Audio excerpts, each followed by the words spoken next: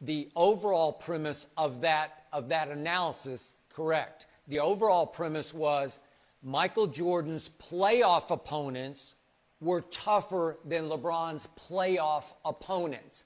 That's because in Michael's day, the East was the beast. And in LeBron's day, the East was the least. So he had just easy pass. He had super highways to the finals. I will give you that Golden State was the toughest finals opponent either LeBron or Michael ever had to contend with. I give you that.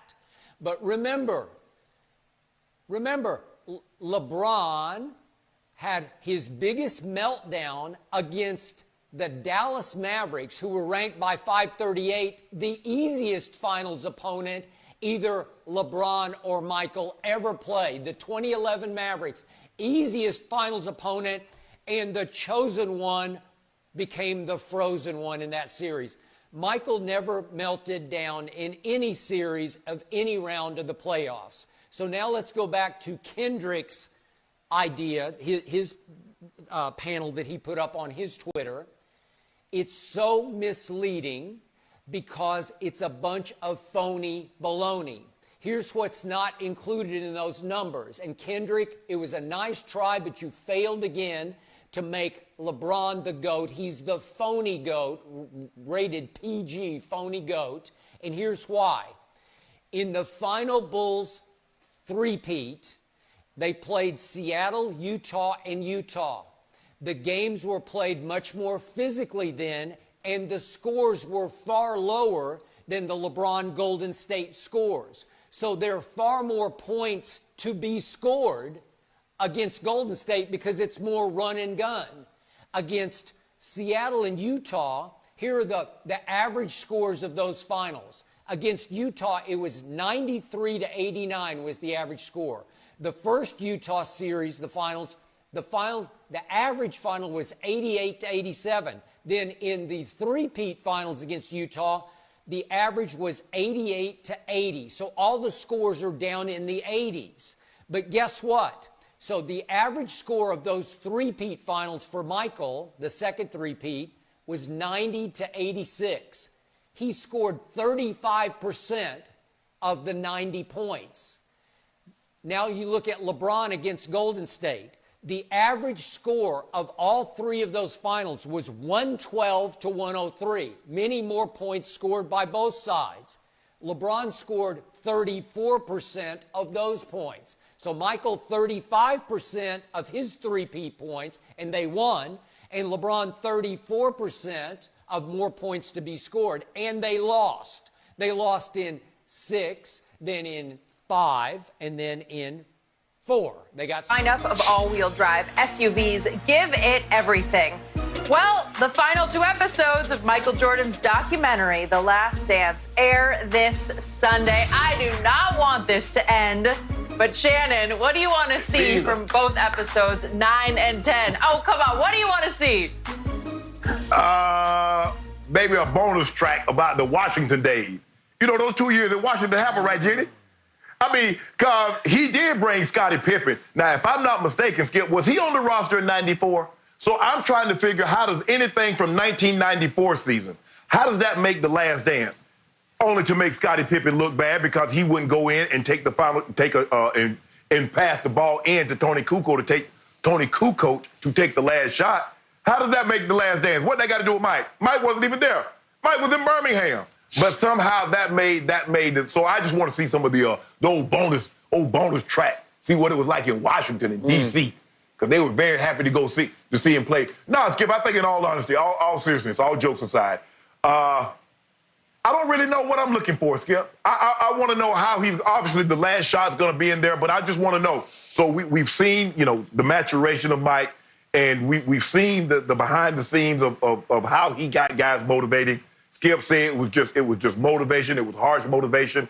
It could be construed as bullying. All that aside, I don't really know where it's going to go now, Skip. I really don't. Other than the last shot, which that's your favorite moment in sports history, because you purchased that photo to see Michael Jordan hold that pose. You probably got him to sign it too. I bet you did. I bet you got him decided. You think you're slick, I did Skip not. Bayless. But, I did not. Oh, you didn't get it? No. So, Skip, honestly, in all honesty, Skip, I do not have any idea what these last two episodes is going to encapsulate. Because basically you got 2 hours, and basically it's the final shot. So I don't know where we're going from here. Okay. To your first point, semi-serious. Yes, he did come back after 3 years off. The last 3 years of his prime, ages 35, 36, and 37. He did not play basketball. Why, I don't know. That's what I'd like to hear. But he did come back. This is the last dance. This is about the 1998 season, the final one in Chicago. But 4 years later, he came back at age 38 and 39 to Washington. He played okay. He wasn't in the best shape. He did smoke too many cigars at that point. He averaged 23 and 6 the first year and 20 and 6 the second year. It wasn't pathetic, but it wasn't pretty. Right. The point is, he had moments. He threw, yeah, he had his moments here and there, but whatever. This is about 98. This is about how it ended and why it ended. And again, I was there in 98 as the columnist of the Chicago Tribune. And what was often perplexing to me was Michael spoke a lot to the media without really speaking. He was the master of the cliche, and he could say a whole lot without saying much of anything, unless you really backed him into a corner with a pointed question, as I did about, Michael, Phil keeps saying that it's a done deal. You're just going to quit when he has to walk out the back door. And Michael said, that's Phil's opinion. That's when I had some hope. Okay, maybe Michael isn't going to just go with Phil out the back door. But the point is, he's rarely spoken his heart on what really happened. So, Shannon, I'm hoping that we get to see that guy who's now kicked back in that easy chair in these interviews. He's got a cigar, and he's got a little something in his glass, and they keep filling it. Yeah. And I want him to, so to speak, let his hair down. I know he doesn't have a whole lot of hair left, but whatever's up there, let it down. Let us see what's inside you. Let us hear on the basketball court what happened in what's called the flu game, the classic flu game at Utah in the 97 finals. Let us hear what was in your heart, soul, mind against the Pacers. Shannon, I was there. I covered all 7 of those games in the conference finals in 98. It was a hellacious contest between a team coached by Larry Bird, who was the coach of the year in the NBA that year.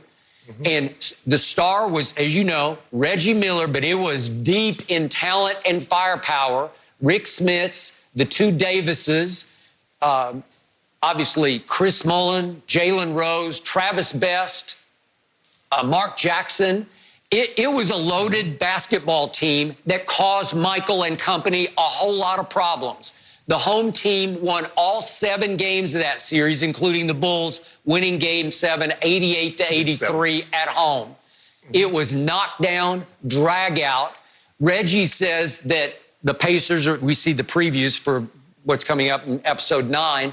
Reggie says that the Pacers were just better than the Bulls. He might have been right about that, except for that one guy on the Bulls. And then we come to the last shot game at Utah. And I've told you, Scotty was sick before the game, and then he wrenched his back on an early wide-open dunk, and he was virtually useless the rest of the game, scored 8 points. In that game, Michael scored 45, while the whole rest of the team scored 42. So what's going on in his head during that game? Because they were pretty sure they wouldn't have Scotty for a potential Game 7 at Utah. So is Michael saying it's do or die now? I have to make this shot on Brian Russell. I got to go steal the ball first from Karl Malone. I got to close the deal now because we might not be able to close it in Game 7.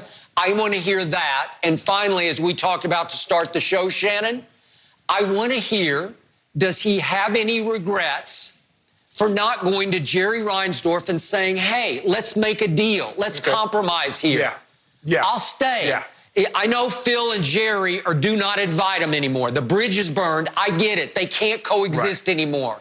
So give me a made man. Give me Doug